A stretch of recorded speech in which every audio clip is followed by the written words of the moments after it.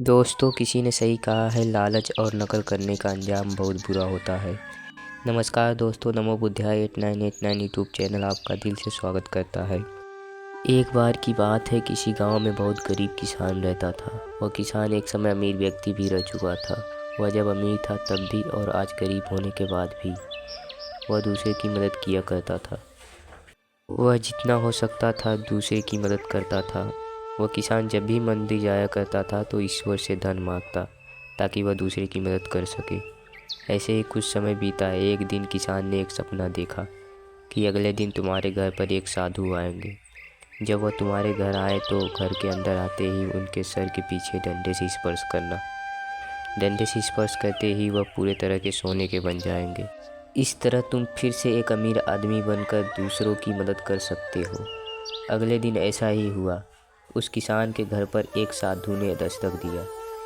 यह किसान पहले से ही डंडा लेकर तैयार था। जैसे ही वह साधु घर के अंदर आया, किसान ने डंडे से उसके सर के पीछे स्पर्श किया और वह पूरी तरह सोने के बन गए। अब यह सब कुछ एक नाई बाल काटने वाला देख लिया।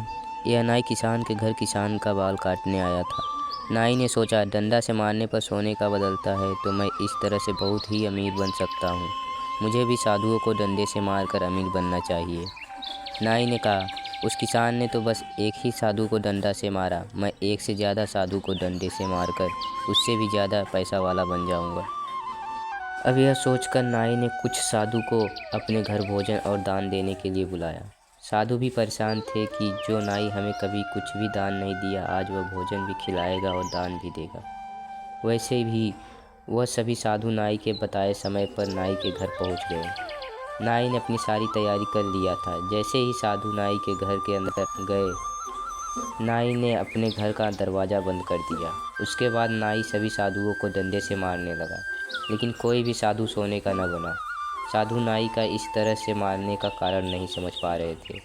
कुछ समय मार खाने के बाद सभी साधु मिलकर नाई को खूब मारे।